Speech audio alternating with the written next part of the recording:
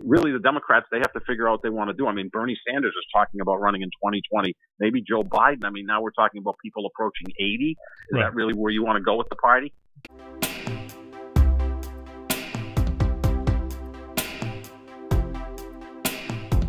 Now we have my friend John Sapochetti, who has made me a regular part of his program up at the Boston Herald, and I appreciate that. So I want to return the favor to my audience by making him a regular on our show. Good morning, Mr. Sapochetti. How are you, my friend?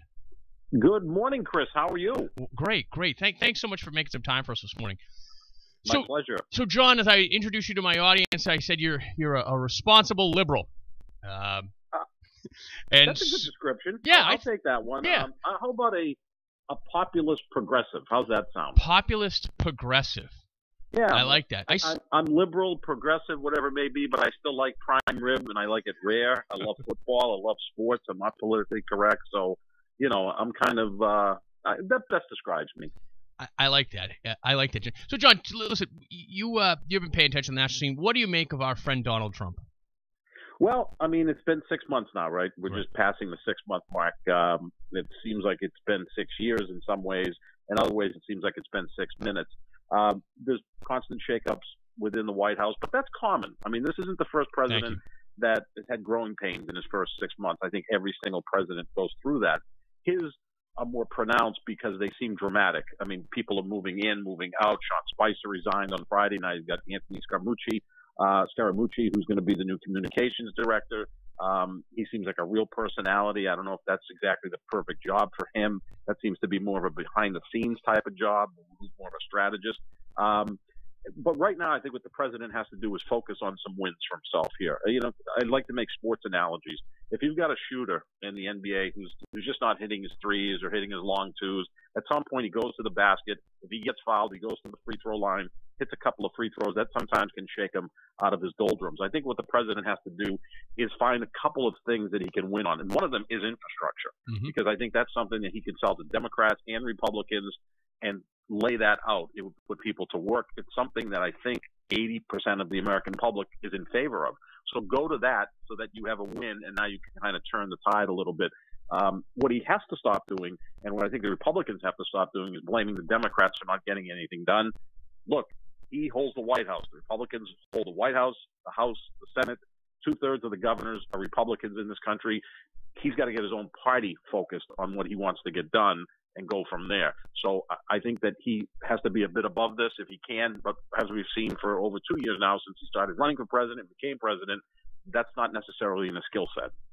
Yeah, I agree with you on the infrastructure bill because he can peel off Democrats. There's no way you can vote against a bridge in your own district. And there's a way to craft legislation to make sure there's a bridge in every district. And as you've pointed out, John, previously, that Donald Trump goes to a Pennsylvania congressional district next year and points to a bridge that's being built, people in that district are going to appreciate it. And the Democratic congressman is either going to be with him at the ribbon cutting or not there, at which point the president can say, boy, too bad Congressman Smith didn't vote for this, So he can peel off Democrats. You're right. Yeah, doesn't it seem like he has his best days away from Washington? I mean, when he goes overseas, I mean, there's some trip ups there because, again, at the G20, it seemed at times that he was not connecting with some of the other world leaders other than Vladimir Putin. But I think within the country, when he goes to his rallies, he does well, but not necessarily rallies I would recommend he goes to. I recommend that he goes to talk about infrastructure and bringing jobs back to America. Go to Ohio, go to Wisconsin, go to Michigan, Pennsylvania, North Carolina, Florida, a lot of these swing states that he was able to win that got him elected.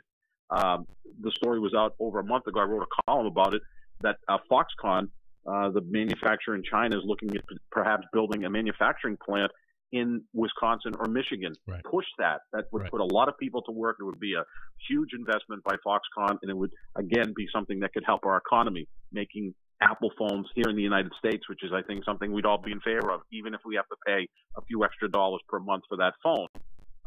Push that type of stuff and do it in those states that were swing states, because we're not that far away from kicking off 2020, Chris. We know, about a year and a half from now, maybe even less, people are going to start throwing their hat into the ring saying that they're going to run for president. Democrats, obviously, as the opposition party. And who knows if there's Republicans that look at Trump and don't think he has a chance to get reelected that may jump in. Someone like John Kasich, who's out of office after 2018, So he's got to start thinking in that light sooner rather than later. Well, a nice segue. I'm glad you brought this up because I noticed Maxine Waters, the radical congresswoman from Los Angeles, Burn Baby Burn, during the riots. She's making her way to New Hampshire in the next couple of days. Is she the odds-on favorite for 2020 for the Democrats? Geez, no, I don't think so.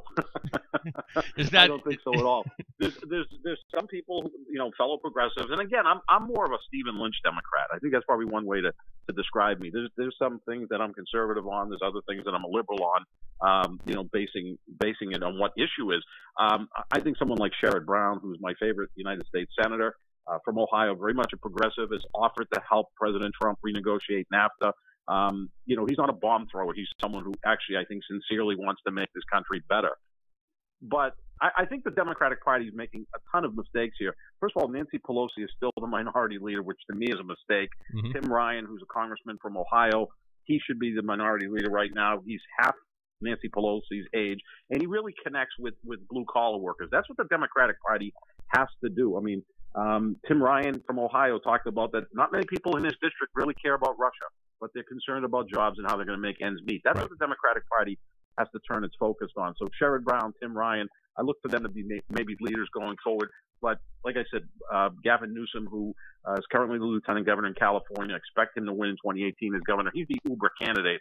But if you think that Bill Clinton had a lot of women's issues, Gavin Newsom is in another league. For those people who don't realize it, KG, Kimberly Guilfoyle on Fox's 5, that's one of his ex-wives. Yes, exactly. He's. I mean, if you look up presidential candidate, the guy's like 6'3". He would be the best-looking president ever. The hair slicked back. He has all the facts and figures right at his fingertips. I mean, when he's on TV, they throw anything at him, and he's able to respond. He's been a small business owner, so he's not just someone who's been in politics. But that's kind of like the long shot special that I have there. Really, the Democrats, they have to figure out what they want to do. I mean, Bernie Sanders is talking about running in 2020. Maybe Joe Biden. I mean, now we're talking about people approaching 80. Is that really where you want to go with the party? No, I know, John. It's been it's going to be a wild ride. I think that very difficult to beat an incumbent president. I think Donald Trump, if he wants it, will be reelected. I think he's doing a good job. Sure, there have been hiccups, obviously, along the way. But hey, John, if people want to follow you on Twitter, how do they? What's your Twitter? They can go to JohnSapp25 at JohnSapp25. At JohnSapp25. And what we'll do, John, we're gonna put this up on YouTube, this video of our conversation. And what I'd like to do is, if it works with you, I'd like to have you be a regular contributor here to the program, the way you've made me a regular contributor to yours. I would love to. All right, Chris, it's been my pleasure. You're a great friend, and we'll be doing lunch soon up in the fair town of Winthrop, which I know you like and I live in. That's right. Hey, John Sapochetti, thanks so much for joining us this morning, and we'll look forward to speaking to you again soon. Chris, thank you so much. Thanks. Bye-bye. That was John Sapochetti, my friend from the Boston area. Oh, well, let me take a quick break. I see you folks on hold. I'll get to you in a minute. 1420 WBS.